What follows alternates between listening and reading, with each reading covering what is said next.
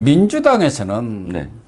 그동안 한동훈 법무장관이라든가 이상민 행안부 장관에 대해서 아주 적극적인 공세를 폈습니다마는 요즘에는 이상민은 떨어뜨리고 한동훈 장관에 대해서만 아주 집중 공세를 펴고 있는 것 같아요. 네.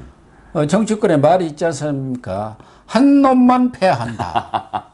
네. 그래서 아마 민주당도 타켓을 한동훈으로 잡은 것 같아요. 네. 워낙 또 이 한동훈 청문회에서부터 그동안 법사위 뭐 여러 과정을 통해서 민주당은 한동훈한테 백전백패를 한 거 아닙니까? 그렇습니다. 그러한 한풀이도 있고 예, 원한도 있어갖고 그런지 최근에 보니까 뭐 해임 건의 뭐 이런 얘기도 나오고 탄핵을 해야 한다. 뭐 예. 김용민 의원 같은 경우 네네네. 뭐 이렇게 주장하고 있는 네. 것 같아요. 네네. 거기다가 한동훈 장관이 미국 출장을 갔다 왔지 않습니까? 네네. 네. 가서 FBI 국장도 만나고 그랬는데 그 출장비 문제 가지고 요새 또 시비를 걸고 있더라고요. 네, 그렇습니다. 자, 일주일 동안 다녀왔지 않습니까? 7박 8일. 근데 출장비 내역이 5천만 원이라는 거예요. 정확하게 뭐 4천 몇백만 원입니다. 근데 5천만 원이라고 치고 5천만 원이나 드렸는데 뭐 했냐? 이거예요. 그런데 이제 한동훈 장관이 처음에는 이렇게 대답을 합니다. 아, 자기 이코노미 탔다. 그건 뭐 다 알려졌잖아요. 그 이코노미 탄 이유가 워낙에 지금 항공료가 지금 코로나19 때문에 미국에서 그 한국까지 이 왕복이 어마어마하게 비싸요. 저도 저희 그 누님이 이제 뉴욕에 계신데 가을에 한번 오시려고 했는데 취소를 하셨어요. 너무너무 비싸서 네. 도저히 상상을 할 수 없는 금액이기 때문에 못 한다고. 근데 그렇게 비싼 그런 그 지금 상황이기 때문에 자기가 도리어 좀 낮춰서 아끼려고 해서 그 정도 들었다라고 얘기를 합니다. 야당이 또 난리가 났어요. 그러면 너 저기 뭐야 법무부 장관 만났니? 갈란드 저 미국 법무부 장관 못 만났잖아. 뭐. 거기 갔는데 법무장관을 못 만나서 참 이상하다. 저도 그렇게 생각하고 있었습니다. 예. 그런데 이제 한동훈 법무장관이 이건 미국의 홈페이지에도 법무부 장관의 이 일상이 다 그렇게 공개가 되나 봐요. 그 홈페이지에.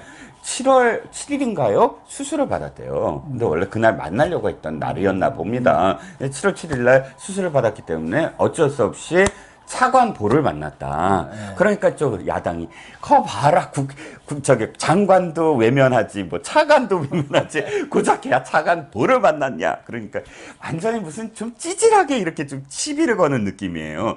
아니 그럼 FBI 국장은 장관급이잖아요. 사실. 그럼 FBI 국장 만난 건 그건 어떻게 됐냐. 내가 간 건 무슨 의전을 위해서 왜 의전이라면 장관이 장관급을 만나야 되고 하지만 실용적인데요. 진짜 FBI의 지금 상황들 어떻게 체계가 되고 있고 그걸 알아보기 위해서 간다고. 인사검증 문제 그걸 지금 알아보기 위해서 간다고 이미 얘기를 했으니까 그 실용적인 어떤 그런 지금 이 일정을 지금 잡은 거 아니냐. 여기까지 공방이 계속 이어지고 끝내는요. 여기까지였습니다. 여당에서 그러면 지금 박범계는 몇 차례 갔다 왔니? 10여 차례 갔다 오고 그럼 얼마 썼니? 몇 억대.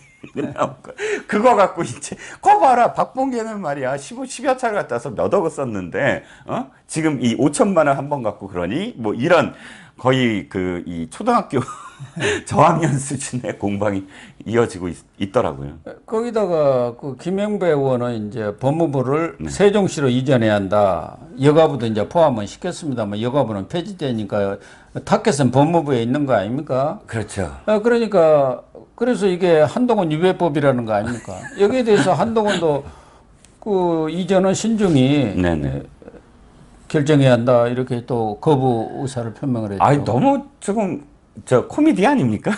아니 밉다고 세종시로 버리다니요. 그러면 세종시 그 국회 청사 빨리 만들어서 국회도 빨리 가야지 되는 거 아닙니까? 그런데 지난번에 그 탄핵 문제도 계속 나오니까 한동훈 장관은 그 탄핵에 발의를 하면 나는 떳떳이 응하겠다. 내가 뭐 잘못한 거 없고 합당한 이 법무장관으로서 일을 행했으니까 아무 문제가 없다 이렇게 해갖고 또 대반박 치니까 당내에서도 자꾸 해임권 해봤자 뭐 대통령이 들어줄 일도 없고 탄핵했다가는 오히려 역풍이 부니까 과유불급이고 자칫하다가는 제2 윤석열 만든다 이런 당내에서도 뭐 좀 반발이랄까 반대 의견이 있는 것 같더라고요. 그렇죠. 민주당에. 우리가 보통 불나방이라고 표현하는 게 자기가 불을 좋아하지만 불에 뛰어들면 자기가 다 죽지 않습니까? 네. 민주당의 한동훈 상황이 그런 것 같아요. 즉 한동훈은 때리면 때릴수록 그 한동훈이 인기가 높아지는데 그렇다고 안 때릴 수도 없고 또 자기네들이 너무 많이 맞으니까 억울해서라도 계속 때려야 되고 왜 지방선거 패인 중에 가장 결정적인 게 지난번 법사위에서 네. 그 왜 그뭐 이모 3M 논란, 이모 3M. 그것 네. 때문 아니겠습니까? 그러니까 그거 어떻게든 좀 만회해 보려고 거의 왜 도박에 빠지면 그런 거 아닙니까? 내가 1,000만 원 잃었는데 그거 이제 만회한다고 또 뛰어들고 해갖고 망한 거나 거의 비슷한 지금 양상 도저히 억울해서 못 물러나 뭐 이런 양상인데 탄핵이 바로 그래요. 탄핵이 이거 탄핵하면 죽습니다. 거의 죽는 거예요. 자기네들이. 왜냐하면 그러니까요. 탄핵 소추는 가능하죠. 네. 탄핵은 두 단계잖아요. 국회에서 소추하고 헌법재판소로 가져가서 헌법재판소가 엄중하게 그러니까 기관들, 헌법기관들을 따지는 겁니다. 그 대통령을 포함해서 법무부 장관도 헌법기관이잖아요. 그러면 이 법무부 장관이 정말 헌법에 위배된 일을 했느냐. 파면을 시킬 만한 법률을 위반했느냐. 이 두 그렇죠. 가지를 따지는 거거든요. 네, 그렇죠. 그러니까 지금 이 한동훈이 무슨 검수 원복을 한다 어쩐다 하더라도 지금 직위 체계상 대통령의 영을 받은 정무직 공무원이잖아요. 네. 그 정무직 공무원이 대통령의 영을 받아서 한 이 과정을 갖고 그 업무의 영역을 갖고 법률에 위배됐다? 헌법에 위배됐다? 이걸 갖고 그렇게 해서 중대한 어떤 파면의 요건이다라고 헌재가 들어줄 리가 만부당하거든요. 예. 그러면 만약에 탄핵소추는 자기네들이 지금 3분의 1을 채운다고 치더라도 헌법재판소에 가서 이거 아니다라고 했을 때 돌아올 후폭풍은 어마어마한 거죠. 그렇죠. 뭐 명분이 전혀 없지 않습니까? 네. 화풀이 뭐 탄핵하는 그런 것뿐이 안 되고 예. 그러니까 하다 못하니까 그 이탄 의원 있지 않습니까? 네네. 이것도 판사 출신이다 민주당. 예, 예. 이탄 의원하고 이 한동훈 장관 간의 법사위에서 공방에 한동훈 장관이 버벅거렸다. 이런 가짜 영상까지도 이렇게 만들어 가지고 유포가 되면서 또 이 진보 좌파들이 거기에 그냥 열광을 한다면서요. 커뮤니티에 엄청 퍼날랐어요. 저도 그거 봤어요. 그게 뭐라고 검색되냐면 해시태그하고 한동훈 떡실신. 떡실신. 한동훈 떡실신.